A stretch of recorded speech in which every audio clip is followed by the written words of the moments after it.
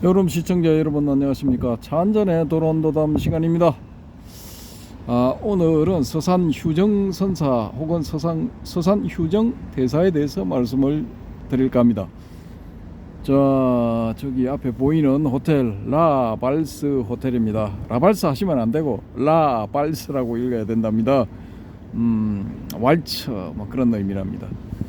자, 옆에 부산대교도 불이 들어와 있는데 제가 좀 전에 밖에 나가서 저기 그 라발스 호텔하고 라발스 호텔하고 여기요 부산대교하고 이렇게 한 화면에 넣어서 사진을 한 장 찍고 있었습니다.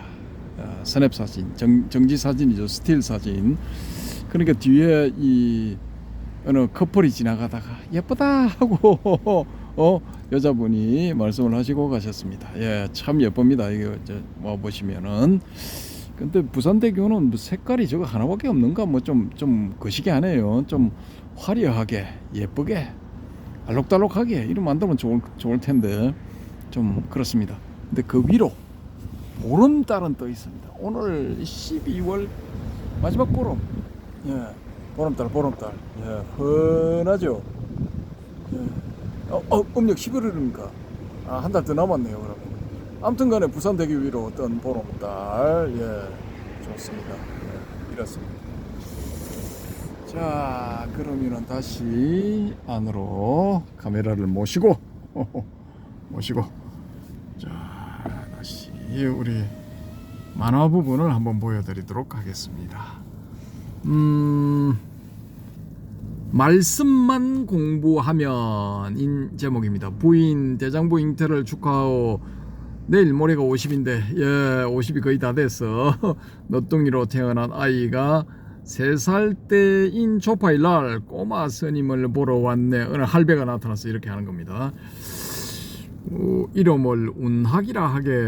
예, 정말 스님이 되려나 요건 부처님 요건 다 놀 때도 뭐 이런 식으로 노는 겁니다. 9살과 10살 때 차례로 어머니와 아버지가 돌아가시자 안주 목사 이사정의 도움을 받아 한양으로 갔다.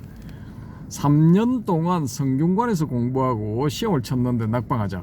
성균관, 지금의 성균관 대학이 있는 그 자리인가? 하여튼 헷갈립니다. 지리산에 가서 바람이나 쐬자 이렇게 지리산에 놀러를 갔는데 휴양 겸해서 지리산의 어느 절에서 부처님의 가르침이라 마음을 울리는군. 감명을 받았다 이겁니다. 반야경, 법화경, 화엄경 등을 읽다가 참 진리는 불교에 있구나 출가하여 깨달음을 구하리라 이렇게 해서 이제 머리를 싹 깎았습니다. 아이고 머리를 깎고 가르침을 하니까 깨달음이라 이렇게 되어서 이후 여러 절을 돌아다니며 수행에 전념했는데 남원의 한 마을을 지나다가 남원, 지금의 남원입니다. 지금의 남원 꽃기요 하는 수탉이 우는 소리, 이거 대낮에 울었답니다. 이놈의 수탉이 미쳤는지. 거기서 뭔가 한 소식을 한 겁니다. 오도성을 얻는데 백발이 되어도 마음은 그대로라고 옛사람들 이미 말하였네. 오늘 닭 우는 소리 들으니 대장부는 할 일 다 마쳤구나. 예, 소위 말하는 견성성불 했다 이거죠. 자, 다음 생에 빚 갚으시오. 예, 닭이 수탉이 대낮에 갑자기 미친 듯이 울어댔으니까 도움을 받았다 이겁니다. 자, 그 다음에 선은 부처님의 마음이고 교는 부처님의 말씀. 예, 이렇게 선교 일치 이런 겁니다. 보조국사 진울 스타일이죠. 반야경에는 모든 부처님이 이 경전에서 비롯되니 반야를 부처님의 어머니라고 한다고 했는데 반야를 종으로 삼아도 되겠습니까? 그리하면 종주는 사리불이 되어야 할 것이다. 그러니까 이거 선은 이상해 글쎄 말이야 이렇게 된 겁니다. 그러니까 교학을 공부한 분들은 이 선은 잘 이제 감이 안 잡혀. 예, 워낙 이거 요상해. 예, 모순적인 이야기를 스스럼없이 하고 이러니까 헷갈리는 겁니다. 자, 말씀만 공부하면 저렇게 되느니 그 선을 닦아야 된다 이 말입니다. 자, 그리고 텍스트 부분 들어가는데 요건 역시 이제 여러분이 이 바깥 경치를 감상하시고 그 사이에 제가 요 텍스트 부분을 읽어드리도록 하겠습니다. 일단 제목은 조선시대 선불교의 중흥조 청허 휴정 선사가 되겠습니다. 1520년에서 1604년 생물년대 이 사이에 이제 말년에 고생을 좀 하셨죠. 이분이 뭘로? 임진왜란으로 고생을 좀 하셨습니다. 자, 어쨌든 보여드리면서 라발스 호텔 보여드리면서 읽어드리도록 하겠습니다. 서산대사로 알려진 청허선사는 중종 15년 1520년 안주에서 태어났으며 속명은 최여신이다. 최씨. 그는 15살 때 진사시험을 쳤는데 시험에 떨어지자 친구들과 같이 유람을 다니다가 지리산에서 머리를 깎고 스님이 되었다. 청허는 20살 때 부용 영관 선사를 만나 가르침을 받는다. 아까 그 만화에 나오는 덥석부리 그 스님이 부용 영관 스님 되시겠습니다. 자, 이분은 1485년에서 1571년 이렇게 되고요. 지금의 경남 삼천포에서 태어나 14살에 출가한 부용은 교와 선을 모두 배운 뒤에는 참선 수행에 몰두했다. 그는 덕유산 구천동에 부용당이란 암자를 짓고 9년 동안 수행한 뒤에 다시 9년 동안 무건불화, 말하지 않고 눕지 않음, 무건불화하는 등 깨달음을 얻기 위해 각고의 노력을 했다. 46살 때인 중종 25년에는 1530년에는 벽송선사를 만나 가르침을 받았는데 어느 날 무심코 창문 밖으로 낙엽이 떨어지는 것을 보고는 궁극의 깨달음을 얻었다. 뭐 이런 경우도 있습니다. 믿거나 말거나. 부용은 벽송을 만나기 전에 다른 선사들과 선문답을 하거나 가르침을 받거나 해서 이미 상당한 경지에 올라 있었지만 마지막 관문을 통과한 것은 벽송의 가르침을 받고 난 다음이다. 그래서 그는 벽송의 인가를 받고 그의 법을 잊게 되는데 스승인 벽송이 벽계 선사와의 문답을 통해 깨달음을 얻은 것과는 달리 부용은 낙엽에 떨어짐이라는 물체의 작용을 보고 깨달음을 얻었다. 좀 똑똑하죠. 청허 역시 스승과 비슷한 과정을 통해 궁극의 깨달음을 얻는데 그는 낫닥의 울음이라는 생명의 소리를 듣고 깨달음을 얻었다. 부용과 휴정이라는 사제의 덕도 과정에서 알 수 있듯이 반드시 선사들과의 문답을 통해서만 깨달음을 얻을 수 있는 것은 아니다. 진실로 깨달음을 추구하는 수행자의 주변에 수행자의 마음을 열 수 있는 계기만 주어진다면 깨달음을 얻는 것은 언제 어디서나 가능한 것이다. 항상 문제가 되는 것은 수행자의 마음 자세인데 청허 또한 여러 경전은 물론이고 선사들의 은행을 담은 책들을 모두 섭렵하고 전국의 선방을 돌며 열심히 수행한 끝에 깨달음을 얻을 수 있었다. 이상한 것은 깨달음을 얻어 도인이 된 청화가 스님들이 치는 과거 시험에 응시한 것이다. 명종의 어머니로 이 명종의 어머니 이 상당한 신심을 가진 아주 깊은 신심을 가진 이 불자였죠, 그죠? 명종의 어머니로 어린 아들을 대신해서 정치를 하던 문정왕후와 보우선사의 노력으로 명종 7년에 1551년에 도첩제 이듬해 성과가 각각 부활했는데 청허는 33살의 나이로 응시해서 합격한다. 이 도첩제가 부활했다는 것은 이게 신분을 이제 이 신분 증명서라는 말인데 이거 인정을 한다 이 말이죠, 그죠? 그 전에는 이제 중간에 이게 도첩도 없었다는 거예요. 그러니까 이거 완전히 이제 뭐 없는 사람 취급했다 이겁니다, 공식적으로는. 여하튼 휴정은 성과에 합격한 지 3년 만에 교종 판사, 교종의 모든 일을 관장하는 총책임자가 되었는데 곧 이어 선종 판사, 선종의 모든 일을 관장하는 총책임자도 겸임하게 되었다. 조선의 제3대 왕인 태종이 왕사 국사 제도를 없애버렸으므로 휴정은 왕사와 국사가 없는 상황에서 조선 불교도의 총책임자 노릇을 했다. 휴정은 명종 12년 1556년에 정열입이 일으킨 반란에 참여했다는 누명을 쓰고 옥에 갇히게 되는데 풀려나자 곧 직책을 사양하고 금강산으로 들어가 버린다.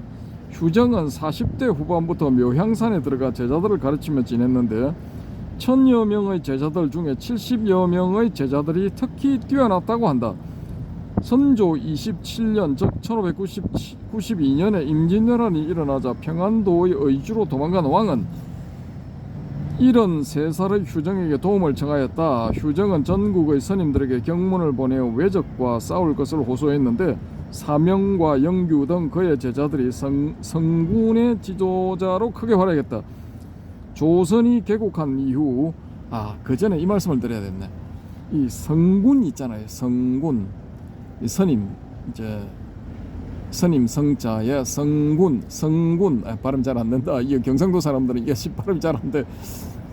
아래 성자, 이 성군이죠. 성리할 때 성자 성군. 근데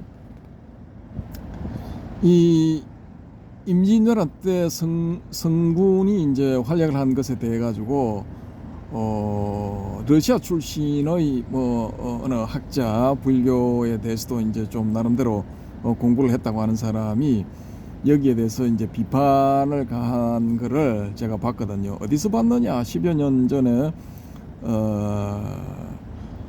개포동에 있는 그 무슨 도서관입니까? 그 도서관 이름도 이제 잊어버렸다. 거기 그 수도공고 그 경기여고 그쪽으로 싹 넘어가는 거기에 있는 무슨 도서관인지 그 조그마한 도서관인데 그 지금 도서관 새로 짓는다고 공사해서 못 간답니다. 근데 거기에 갔다가 우연히 제가 발견을 했는데 우연히 발견해서 읽었는데 이 성은 이제 러시아인인데 성을 박씨로 해서 이름을 이제 또 두 자를 붙이고 중국에서 성현 중에 도가 쪽에 이제 나오는 사람 그 사람 이름을 딱 붙였습니다. 박땡땡이. 그걸 읽어보고 제가 이제 좀 분노를 했습니다. 왜 분노를 했느냐? 이 성군은 해서는 안 된다는 거야. 자비를 생명으로 하는 불교가 왜 사람을 죽이는 성군을 이렇게 가지고 이렇게 말썽을 이렇게 했느냐? 이런 거야. 그래서 은근히 이 비난을 해요. 그러고 대성불교도 까는 거야.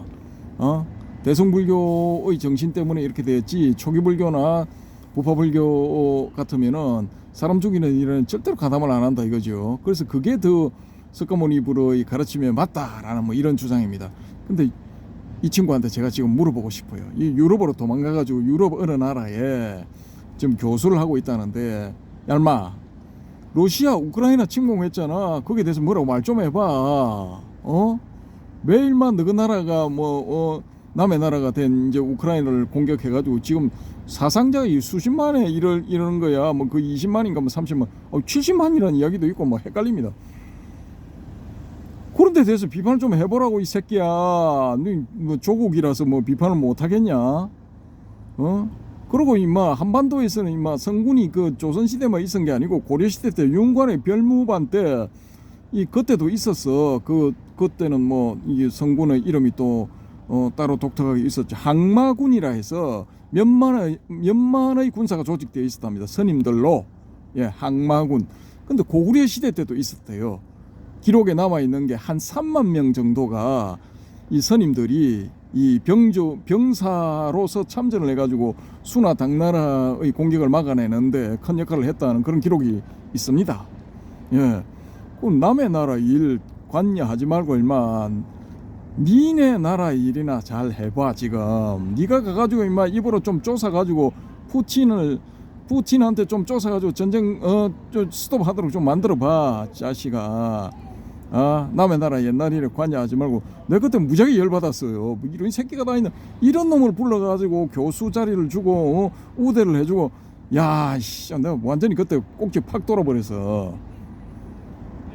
아니 이게 대성불교는 이게 이 자비의 정신이 조금 다른 겁니다.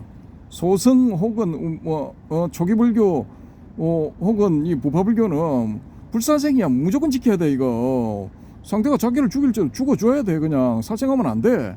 그래서 저 이슬람교가 들어왔을 때 다 칼 맞아 죽던지 아니면은 네팔 부탄 이런 데로 도망갔잖아요. 그냥 그 바람에 망해버렸지. 근데 이건 대성불교는 그런 게 그런 걸 자비라고 안 봅니다. 진짜 자비는 그렇게 잘못된 길로 들어선 상대방을 교화를 시켜야 돼. 그 교화하는 방법 중에 살인이 있다면 그것도 서슴지 않고 하는 게 대성의 자비란 말이야. 이 새끼는 대성불교에 대해서 공부할 생각은 안 해보고 대충 훑어보고 막 공격을 해대는 거예요. 제가 딱 보니까 얘가 대성불교에 대한 조회가 거의 없어. 그리고 이 선불교, 대성불교를 하게 되면 결국 선불교 종착점에 와서 참선도 좀 하고 뭐 크든 작든 깊든 얕든 뭔가 이 실체험이 있어야 되는데 아무것도 없어. 진짜 말로 쫓던 놈 새끼가 그냥 살생했던 그 이유만 가지고 이거 대한민국의 호국 불교를 그냥 깔아뭉개버린 거야. 와, 이거 그때 무지하게 열받았어요. 열받으면 안 되는데 은근히 열받더라고. 그거 개포도서관 그거 보다가 은근히 열받았거든요 그때. 아무튼 간에 요걸 보니까 청어 스님 이 서산대사 이 윗부분을 읽다가 제가 그 일이 생각이 나서 갑자기 생각나서 말씀을 드리게 됐습니다. 아무튼 사명과 영규 등 그의 제자들이 성군의 지도자로 크게 활약했다.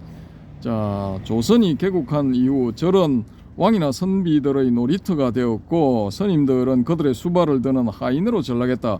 왕과 국가로부터 이런 푸대접을 받는 스님들이었지만 전쟁이 일어나자 일선에서 누구보다도 용감하게 싸웠다. 이때 많은 스님들이 불교의 제1금기인 불사생의 계율을 깨뜨렸지만 선비들에게 불교가 가진 저력을 보여주었으며 나라와 백성이 어려움에 처하면 산을 내려와 돕는다는 호국 불교의 전통을 확립하게 되었다. 이게 뭐가 나쁜 거야? 그뭐 전쟁 나면 꼭꼭 숨어라. 머리카락 보일라 머리카락도 없지만은 다 들어가서 그냥 처박혀 있어야 돼. 이런 스님도 한 분 계셔. 아주 이 고성이죠. 진묵대사. 예. 자, 어쨌든 간에 각자 선택하는 길로 가야지. 이런 게 저는 그 러시아에서 온 뭐 희한한 놈한테 비난받을 그런 일은 아니라고 봅니다. 자, 좌선과 견성을 중요시한 휴정은 교를 선의 한 과정으로 보아 선종을 중심으로 교종을 통합하려고 했는데 이런 관점에서 쓰여진 것이 선과 귀과입니다. 또 불교, 유교, 도교는 궁극적으로 일치한다는 관점에서 삼교 통합론을 주장하기도 했다. 외적으로부터 삼교 통합론 하니까 이것도 갑자기 생각난다. 그 여산 해원 있죠. 수나라 때인가 그 있지 않습니까? 400년, 300년, 400년 서기 그 여산 해원 그분이 이제 유교의 그 고수와 도교의 고수를 만나서 담소를 나누다가 어느 다리를 저 다리 내 넘어서 세속으로 속세로 안 내려간다 그랬는데 자신도 모르게 그 다리를 건너서 세 사람이 그 사실을 알고 난 다음에 한바탕 크게 웃었다라는 뭐 그런 그게 있죠. 이 삼소교인가 그게 석삼자 우설소자 다리교자 뭐 그게 갑자기 생각납니다 또. 그래서 이제 유불선 삼교 합일 뭐 이거 좀 의미가 있죠, 그죠? 동양에서는 그렇습니다. 근데 이게 이제 유불선 삼교 합의를 해서 만들어낸 종교가 뭐냐? 일관도입니다. 일관도. 예, 일관도가 이제 중국에서 일어났다가 지금 한국에도 조금 들어와 있는데 80년대 한때 이제 우리 이 경상도 사투리로 깃발을 날리다가 지금은 그 깃발이 어디로 가 있는지 뭐 찾아보기 힘들게 됐습니다. 어쨌든 힘이 확 빠져 있는 상황입니다. 예, 그런 그 유불선 삼교 합의의 정신을 살린 일관도라는 종교도 있다. 이 종교가